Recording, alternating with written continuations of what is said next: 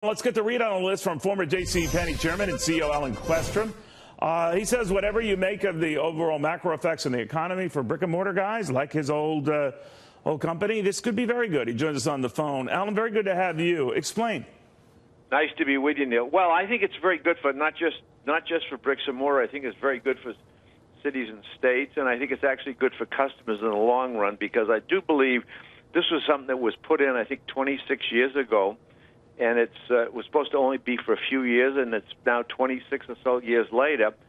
When they put it in, Neil, it was like a $200 million business, the Internet, and now it's a $500 billion. So it's now a big business. It does 10% of our business. So it would be very unfair to continue it.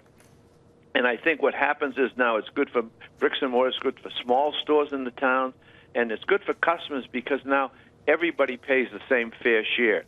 And I think if they hadn't done that, you'd be seeing states raising sales taxes, and that would be good for 90.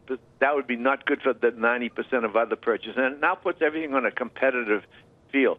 I'm in the furniture store business, and I live in one state. You ship me from another state because you're a wayfarer or whatever it is. You don't charge me a tax, but my own local resident or local store has to. That's not a fair process.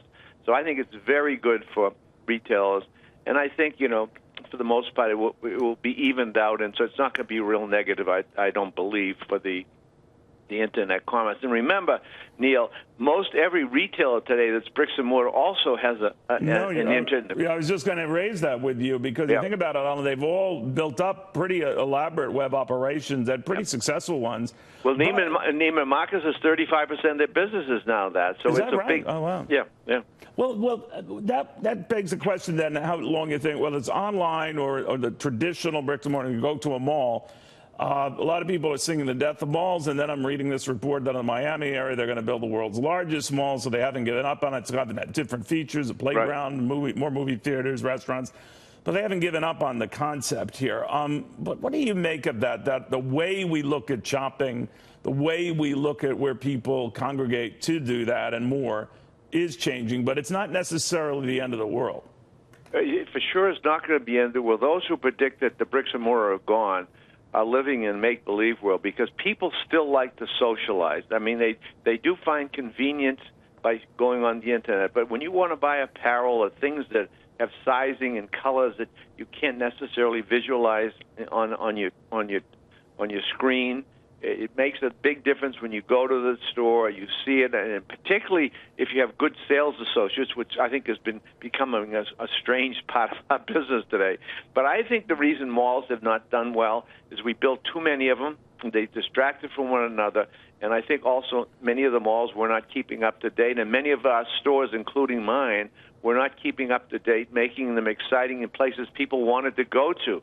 And so I think the challenge for all retailers, just like anything in the capitalistic system, if you don't stay tuned to what's going on and what's moving forward, you're going to go out of business. And I think those who don't stay tuned, they will go out. But I think a lot of the stores have responded to the negatives that they had in 16 and 17, and they're really making the stores, I think, looking better. They still got some way to go, but a store needs to be a place of excitement that customers look for. I readily agree with you there, but I also agree with the old saw, a rising economic tide would lift all boats, and I'm wondering what you make of this comeback in consumer spending, a lot of it buoyed by lower taxes, a lot of it just by optimism, a very low unemployment rate, more jobs than there are workers to fill them. That's an enviable position to be in. Right. But do you see that continue? What's your outlook? Well, other people think it's not going to go past a year or two. I think it's going to go a lot further than that. I think the current administration is much more pro-capitalism, and I think when people feel that the government is on their side instead of against them, they have a lot more optimism. And I would not be surprised, because of also the way you can depreciate capital investments today is going to make people more willing to invest. And when people feel secure about the future, or more secure, they're willing to take chances on the long run. So what about tariffs, though, and the fact that a lot of items they get, including in stores like Penney, could all of a sudden jump in price? Well, I'm of the belief that those tariffs will not be long. I think you'll see a correction in terms of the way people import and what they put on in tariffs on goods coming in. So I think that will also be good for American companies. I do not believe most of these tariffs will stick, unless a country or a company is taking advantage by the government giving special deals so they can keep their prices low. And I think tariffs should be done on an individual basis, not on a countrywide basis. And where an industry feels that are being taken advantage by a foreign government, then they should do it. But they should do it by product.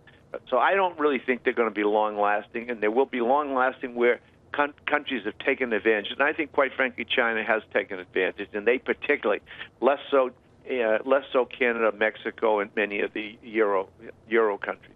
But all of those countries you mentioned are they are involved in it because I think he's been broad-based, and I think they also do have some issues where they have been unfair. But I think once you get fair practice, and in some ways I agree with Mr. Trump, and so there should be no tariffs.